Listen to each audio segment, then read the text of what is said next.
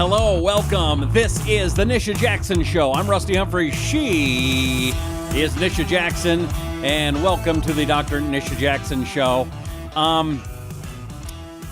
So right before the show,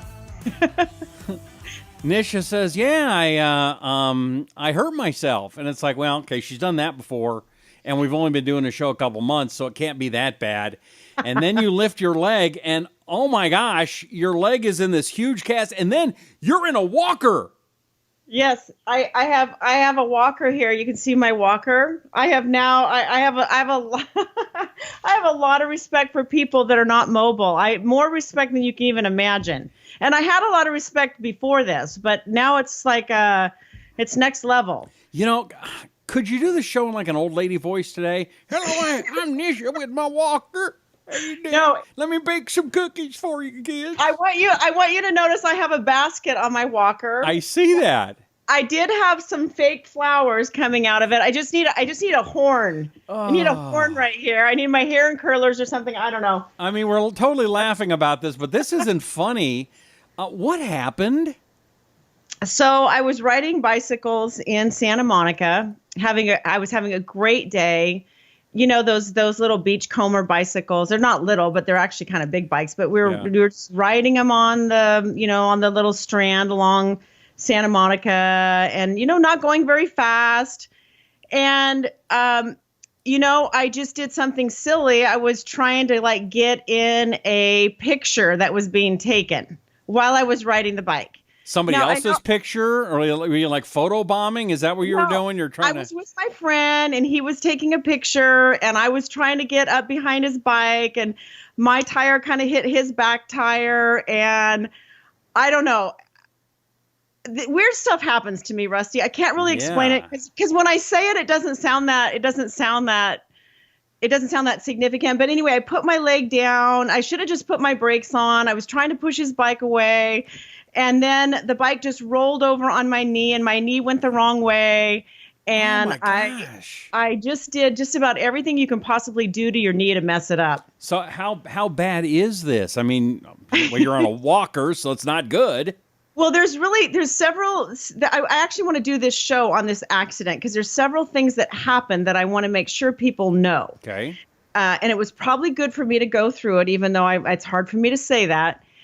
Because I don't like to get slowed down. But the first thing that happened was I just realized after this accident that as you get older, and you don't even have to be getting older, but I think you really have to be aware of where is your attention.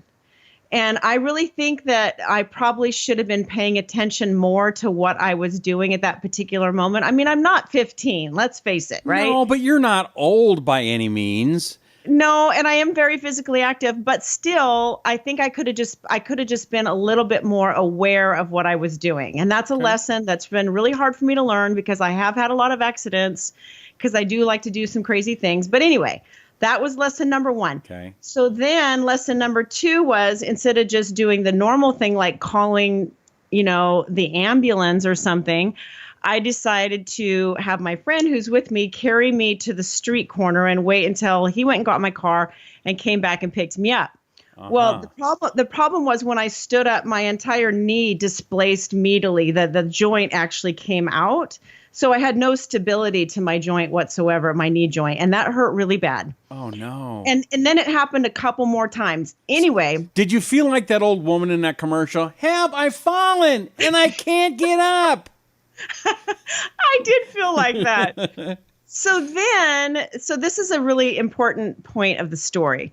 Then I decide I don't want to go to a hospital in Los Angeles. I want to drive to the Palm Springs area. I have a house there. I want to go there because at least I will be in my own environment and it will be better. And there's great orthopedic surgeons in this particular area. And well, not surgeons, just specialists. I didn't even say the word surgery.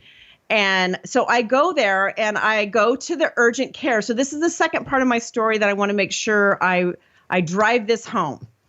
I go to urgent care. I have an X-ray of my knee, and the practitioner comes in and he says, "Now, I know you're in a lot of pain, but your knee is not fractured, so I think it's just a strain. We're going to give you a little brace thing for your knee, and I'm sure it'll be fine in time. Doesn't give me an MRI, doesn't give me a referral to an orthopedic specialist, doesn't tell me anything to do, gives me nothing for pain, and I'm in serious pain. I probably wouldn't have taken the pain medication anyways, but doesn't give it to me.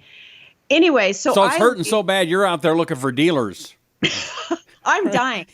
No, it hurts bad. Why wouldn't he give you pain medicine? And I cannot put any weight on my knee without it popping out completely out of joint. And so anyway, well, I know better because I'm thinking this is not normal. There's nothing normal about this situation. There's nothing normal about you, Nisha. I realize that. And so I have to work behind the scenes to get my own MRI, get it approved, get it done. Well, of course, when the MRI came back, it was awful. I completely shredded my ACL. There was actually nothing left of my ACL. It looks like from the MRI, I tore my MCL. My meniscus was questionable. There were contusions to the bone marrow, contusions to the fibula. I mean, it was really it was a bad situation.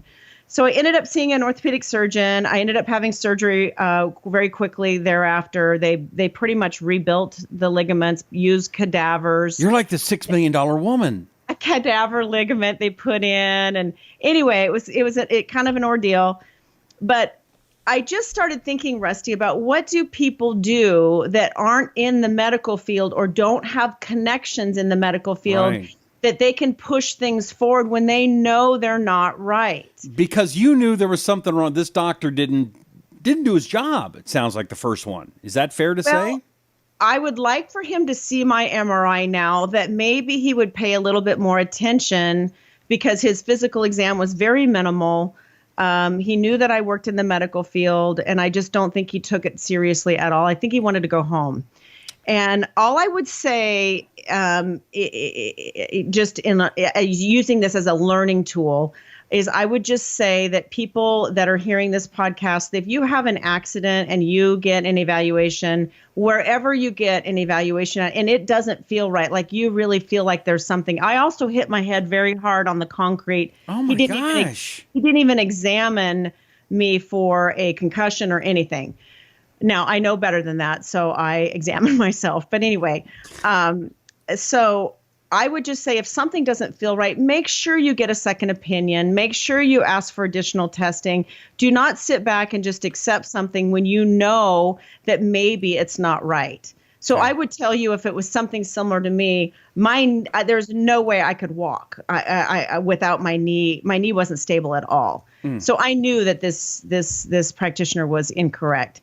But I would just send that out as a message. If you know that that's not right, then you should definitely get another opinion. And usually it's really good advice. And as a doctor, I want to get your take on it. I know when I had a surgery, it was really good advice to have somebody in there taking notes and listening to everything the doctor says, so that when another doctor comes in, you've got the notes to say, hey, the other doctor said this or whatever, right? Yes. Having maybe even two people there.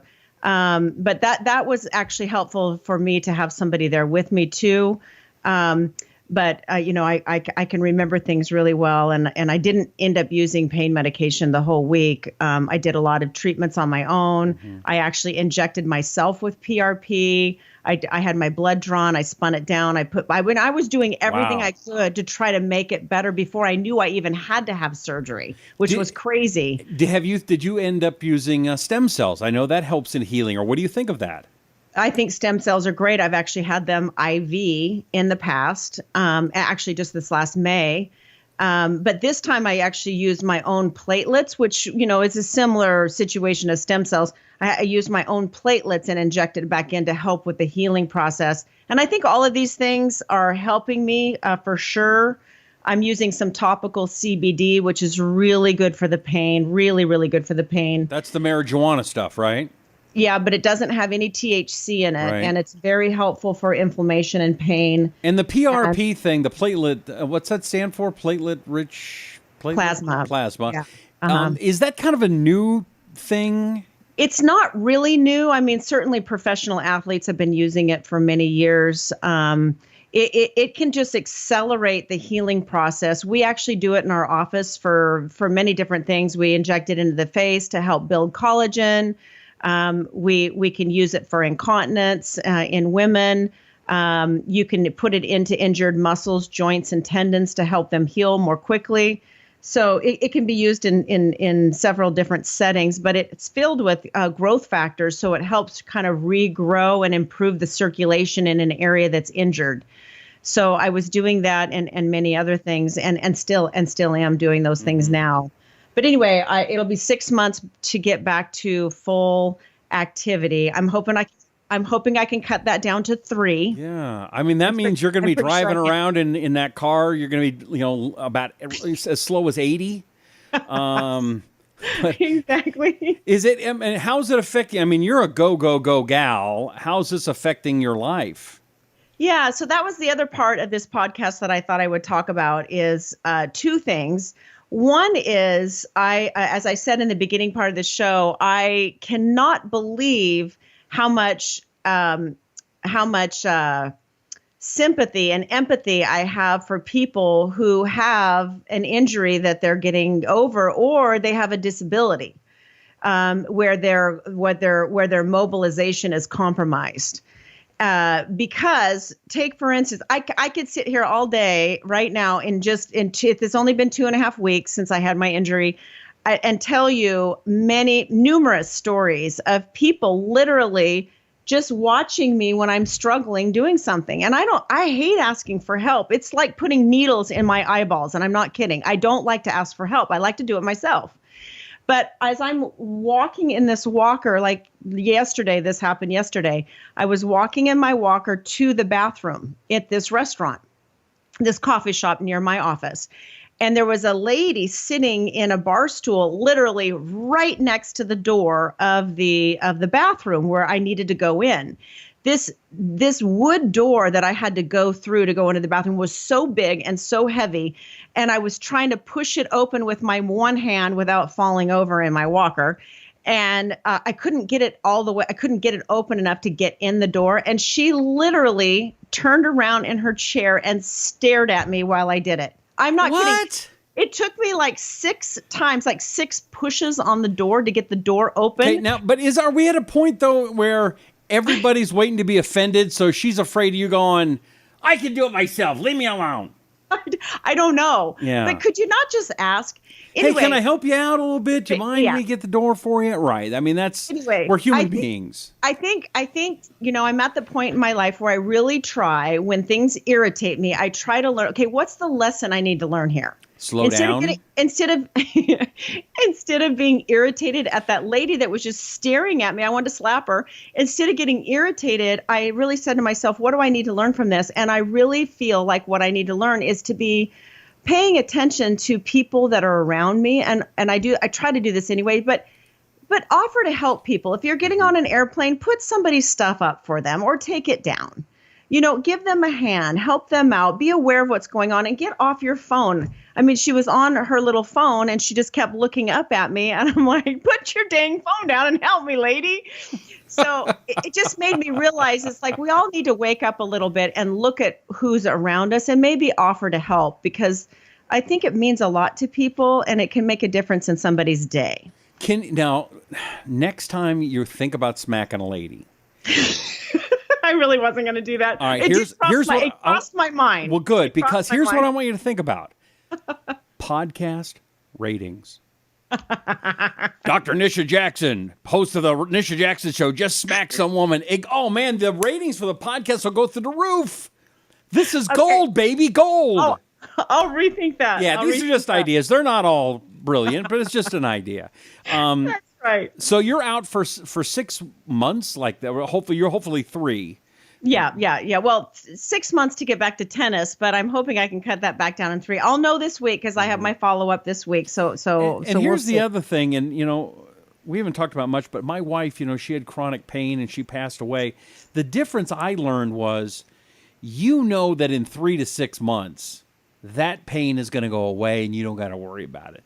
But when you're in chronic pain, it never goes away. And I'm sure that's a big difference on the psyche, isn't it? Right. And the thing is that I guess that's the other part about, I gave you the urgent care story about the evaluation. That's the other part, is that pain is exhausting. I mean, I keep saying, gosh, it's like 7:30 at night, and I need to go to bed. I'm exhausted. Pain is exhausting. And but there's many things that you can do that really do help your body's ability to manage pain. And most people, again, maybe aren't getting that information. They don't know that there's things that they can do. They don't know that sometimes the very diet that they're eating, which is high in sugar, is causing inflammation in the body, which is causing more body pain. Or they don't know that there's other modalities out there. There's supplements. There are there's herbal treatments. There's things like the CBD that don't affect your brain in a hallucinogenic type of way at all. That's very safe to use. There are things that people can use that would be very helpful for pain. Optimizing your hormones, by the way, is very helpful for managing pain. Even having low testosterone for men and women increases your brain's perception of pain. It doesn't mean that it makes the pain go away or makes the pain worse. It just means that your brain is telling you the pain's worse than it is. So that's a terrible thing to have. So even just optimizing your hormones and your thyroid can help you manage the pain better and reduce the body pain. So there are many things you can do, but I will tell you, in the last 2.5 weeks, I was preparing for, doing another podcast with you, Rusty, and I came across this new study that just came out, and it literally sent me into orbit. What? It completely freaked me out, and there's not a lot that freaks me out. Okay. But it freaked me out because it was it hit home with me in this particular situation. So I never sit down. I'm a shark. I'm moving all the time. I really never sit down. And I exercise every day. I do it because it keeps me emotionally balanced. It keeps me off Prozac. I'm not kidding. It's really, really good for my emotional well-being to exercise every day, like cardio. Okay. And so, anyway, nevertheless, I'm not moving right now. Okay. I'm in a walker. I'm getting a really good, you should see my biceps. I'm getting a really good upper body workout by holding my body up in a walker. I mean, that's a really. Are you going to the gym and just doing upper body stuff, or just the walker's enough? No, I don't need to do any upper body because I'm getting a huge workout, because I don't get wheels on my walker or those little skis or the little tennis balls. I have the rubber stub, so I got to lift that sucker up every single step, and then I got to lift my body up. So I'm getting a really good upper body workout, but I'm very sedentary because I can't go do my power walks and hikes right now. I can't play tennis, blah, blah, blah. So this study just came out just this last week, and the study showed that 2 weeks of reduced physical activity from approximately 10,000 steps per day down to 1,500 steps per day. Well, I'm not even taking 1,500 steps per day in this little walker. Anyways, caused changes in health markers that were associated with type 2 diabetes and cardiovascular disease. So it was so significant that they noticed that just after 2 weeks, so they took people who are moderately physically active with 10,000 steps per day. Have you ever wore one of those stepper things or used absolutely one on? Until I lost my Apple Watch last week, I did it every day. Yeah, so you know what 10,000 steps is. Yeah, it's basically about 5 miles. Right. So these were people that were consistently clocking about 10,000 steps per day. And they looked at 28 healthy, regularly active adults. 18 were women, the rest were men. And these were not people that were significantly overweight. They had a pretty normal BMI. And then they basically asked them for a 2-week period of time just to be total couch potatoes. Don't change your diet. Don't change anything else. Don't change your meds, your supplements, anything. Just be a couch potato. No physical activity for 2 weeks. This is a study I could do. No, you're not. No, remember, we're changing you. So that's not, you can't do that. I'm teasing. I'm doing much better.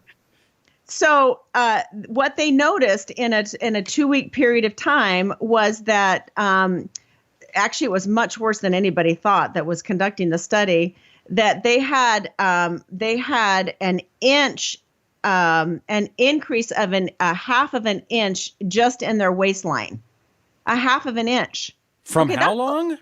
2 weeks. Wow. Their waist measurement went up 1/2 of an inch. They had a decline in their heart and lung health. Like I said, their waist circumference went up. They had an increase in their body fat and an increase in the fat around their liver. Wow. That's significant. Yeah. And what's more scary than anything for me, and this is because I know a lot about insulin and glucose, the insulin levels went up, increased, and so did the triglycerides, which is the fatty type of the blood fat. Both of those went up, which means when your insulin goes up, your fasting insulin goes up, you're storing more body fat than you do naturally. So these are all really bad things. This is 2 weeks of just taking a 2-week breather. Wow. So of course I'm flipped out because I'm thinking, oh my gosh, I'm going to be like down for months. And so I started trying to get creative right away. Like, what can I do? So I realized I can still work out my whole upper body. There are those things you can do that go like this. They're like little cycles that you put on your desk and do this upper body workout. I haven't brought myself to do that yet because I think they're kind of silly, but they do get your heart rate up. Okay. So all I'm saying is that a lot of people take breaks from exercise all the time, Rusty. But I think if they knew what was happening to their body, more fat around their liver, rising insulin levels, blood sugar levels going up, waist circumference going up, I really think cardiovascular measurements going down. They even had cognitive changes. So I think if people knew that, they may be a little bit more aware of how important it is to sustain physical activity. So even just a little bit a day makes a difference. Is that what you're saying? Well, I wouldn't. Yeah. So these people were walking 10,000 steps per day, and then they went down to 1,500. So they were 10,000 steps per day is not a little. I mean, like I said, it's about 5 miles. Yeah. It's better to be a shark than it is to be a turtle. So I think if you have the choice of sitting during the day and moving your body, you got to choose moving your body. Like, get up and move, like move around. Because more and more steps count for all of these measurements that I just went over. And have you ever noticed that people who don't sit down very much typically don't have a weight problem? They're just burning calories. Okay. All right. Mm-hmm. And, I was going to bring out some of the other research that shows that watching TV basically makes you dumb. So, So overly sedentary lifestyle, which is so much what people do today because they're on their computers, they're staring at their phones, they're really not motivated to be physically active. Your health is going to suffer in a very short period of time.